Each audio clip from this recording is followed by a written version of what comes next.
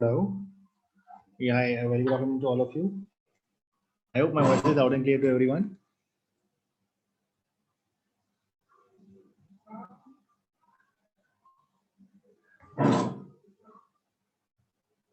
Hello. Yeah, Pakshay, Sachin, Akash, Ashima. Guys, can you all hear me? Yes. Okay. So we'll just start in next 5 minutes. I think the people are still joining in, right? So let's just start at 2:10. Okay, so that we have all the people in the session.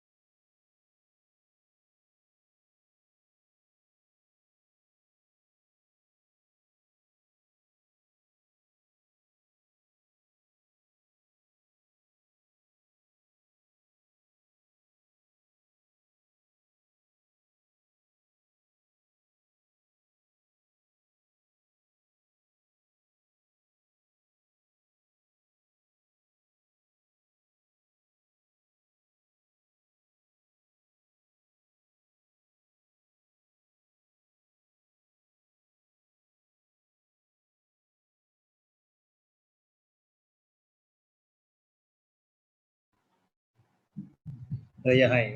Good afternoon, guys. So I think we can start now, right? So hi everyone. So my name is Amit, and I'll be your instructor for the trainings on the SQL. Okay, so let's get started.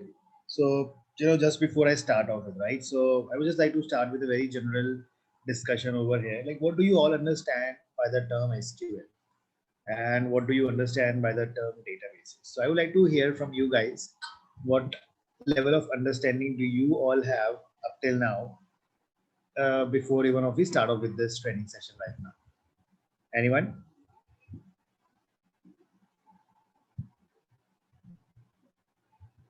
So what is SQL? What is a database? Or exactly what MySQL is all about. If you have done any one of you have done any of your the research from your side, you guys can share your thoughts over here.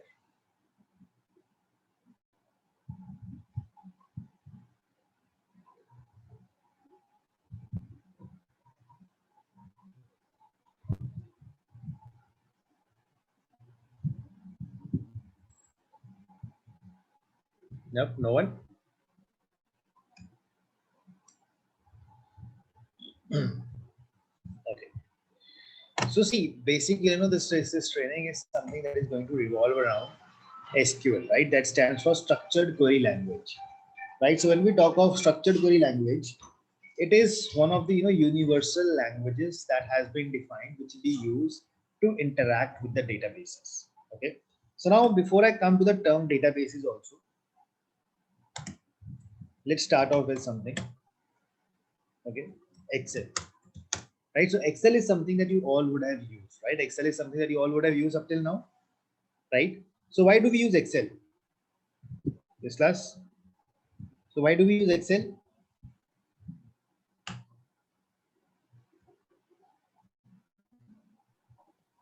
This is to maintain the database and make calculations. Okay, to store the data, to do some calculations. Right? You can do visualizations. You can create charts and graphs as well into the Excel. So can I say Excel is a database?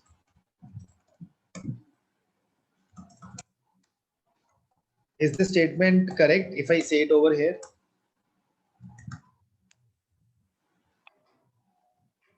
Uh, I think it's a database management tool, basically, not exactly the database. Or Yeah. So basically, Excel is not a database. Excel is a spreadsheet, okay, which we use to dump our data. Right? We can use it to store the data as well, but it is not a database. The problem is Excel has some limitation. The first limitation and the biggest limitation is that is the data size. Okay, in Excel, what happen is you cannot store the data. You cannot store more than 1 million rows of data. Okay, that's the limitation that you have with an Excel. So if I show you, if I have some Excel, right? So if I show you, this is an Excel. I can only store 10,48,576 rows. Now this is the limit that the Excel has.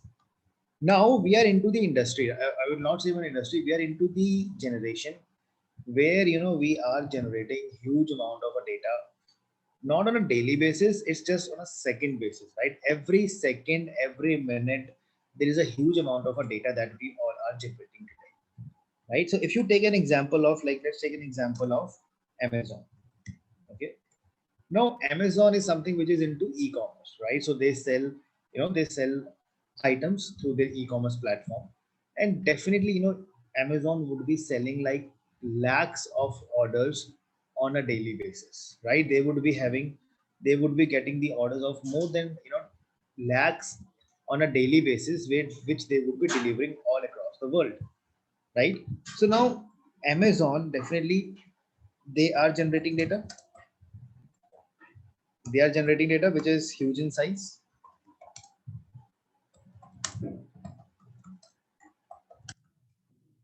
So do you think that Amazon would be storing the data in can Amazon store the data in Excel?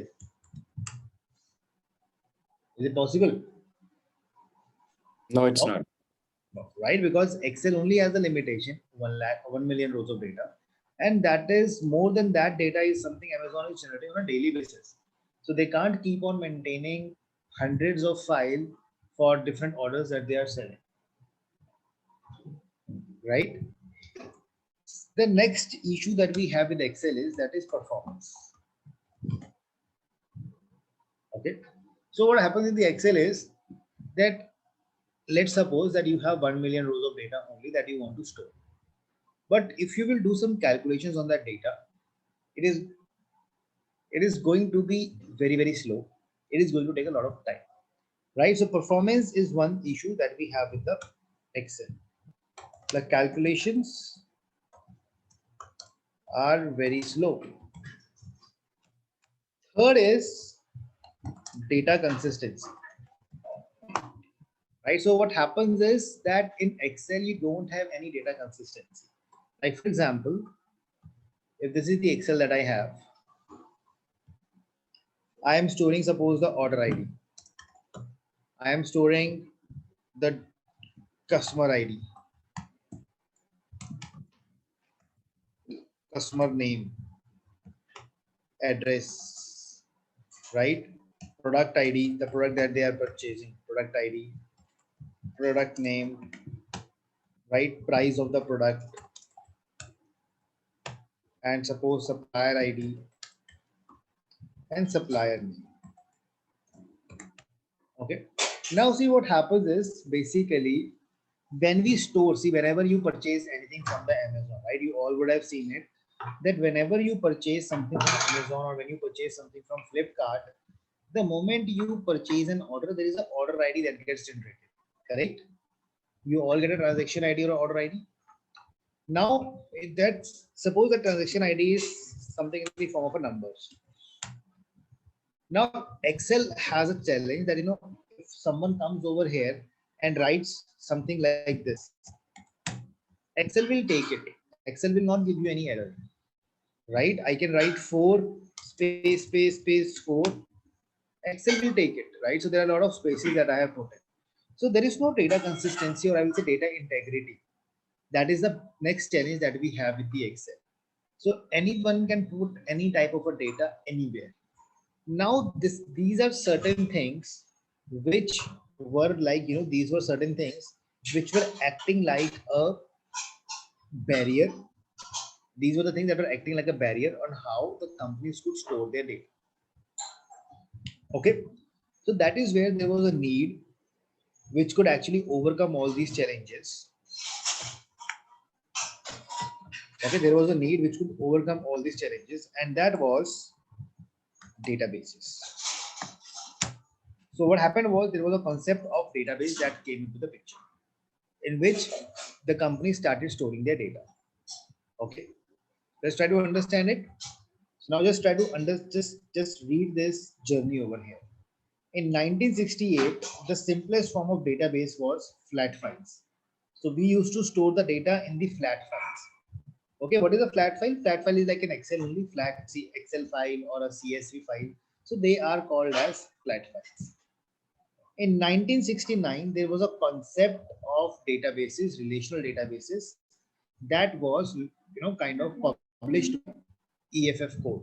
So there was a guy who published the concept of relational database.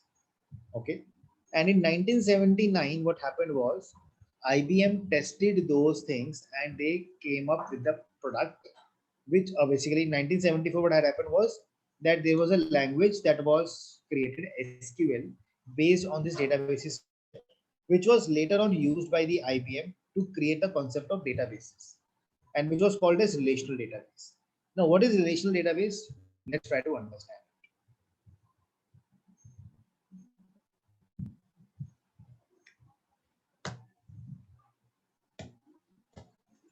Suppose this is the data that we have. Okay, so there was a customer who went and he purchased some order. His name was Sam. Sorry, customer ID. This is the customer ID. Customer ID is C1.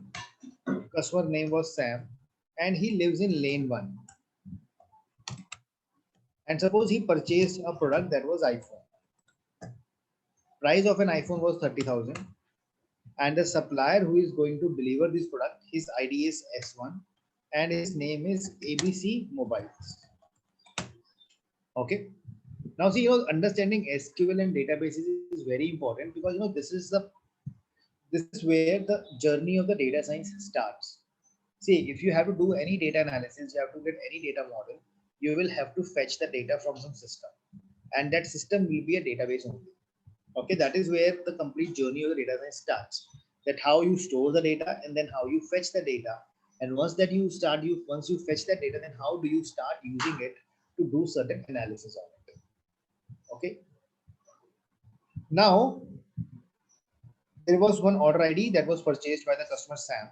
So I have given him an ID that his customer ID is this, and he lives over here, and he purchased a item.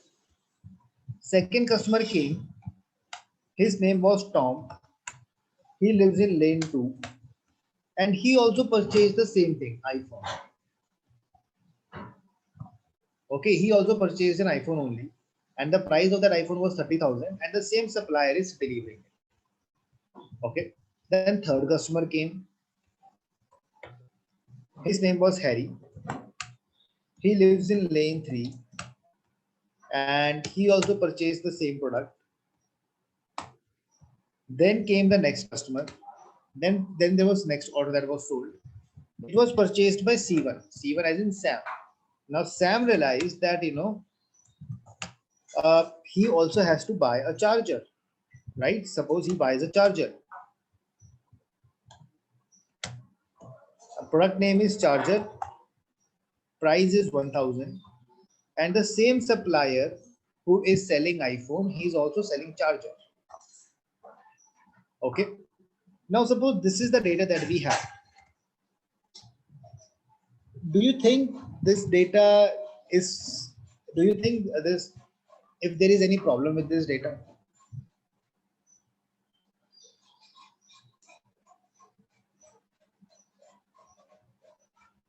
This data that I have stored over here, do you think this data is correct, or there is some problem inside it?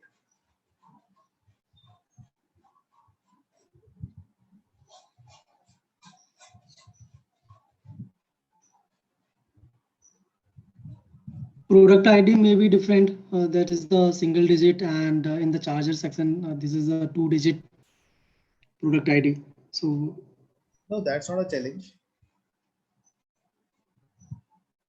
See, let me tell you. If you actually see in this read data, don't you think we are repeating the same information again and again?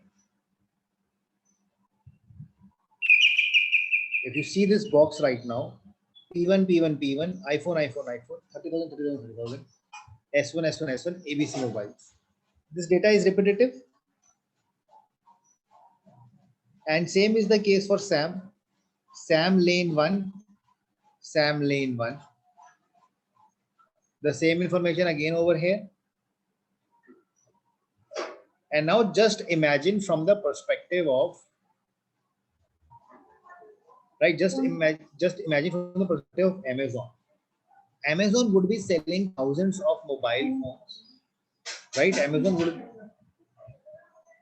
would be selling thousands of iPhones on a daily basis. Don't you think they will keep on repeating the same information again and again?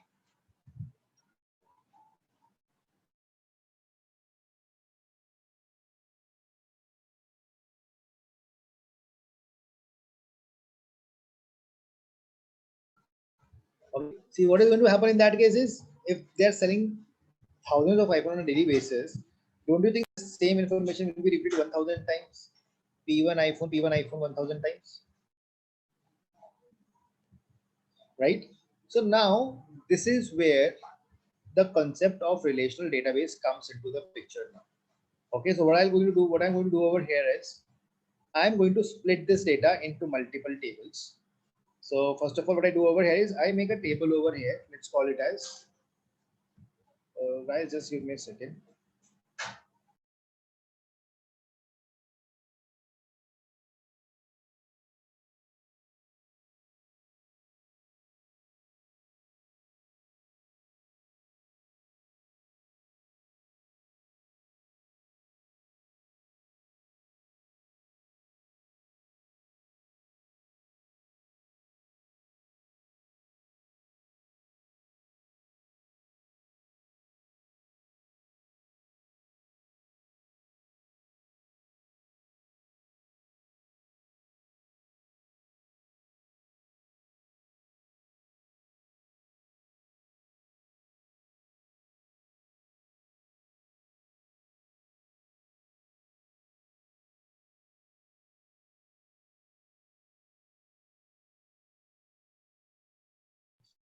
Okay. See now, if you see this information, if I break this information like this, suppose let me call it as main data. Let me come over here and let me create a table. Let's call it as customer table. Okay. I'll come over here and I will say, let me store all this information over here. And let's do one thing. Let me remove the duplicates.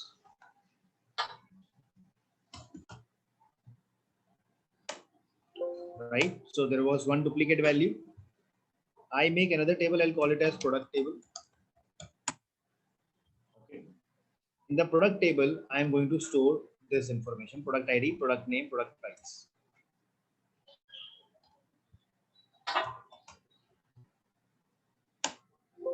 Right. If I now click on this, I am only left with 2 records. Okay. So now if I come to the main data, if I remove these 2 information and I remove these information from here, don't you think I will be able to manage all my data again? In this table, I only store that customer 1, he has purchased product P1. And now what is P1? I can go in the product table and I can find from there that P1 is iPhone and the price of that iPhone is 30,000. I don't need to store this iPhone 30,000 again and again. I can simply go and look up into that table and I can find that information. Yes, class? Getting it what I'm trying to say over here? If I make supply table also, and I'll store all this information in this. Okay. Now I really don't need to store the product name over here or supplier name over here. I can find that, okay, supplier ID is S1. S1 means I'll check from this table that S1 is so small size and there is no duplicacy of the data now. And if I have to find any of the matching data, I can find that information over here. Yes, class, making sense to you? Yes. Right. So if we see over here, what we have taken, we have one table over here inside in the center, which I'm calling it as main table. Right. And then we have another table on this side, which I'm calling this as customer table. I have one table over here, which I'm calling it as product table.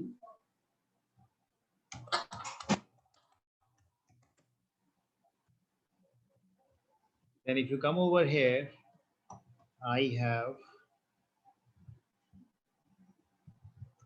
which is the supplier table. Right. And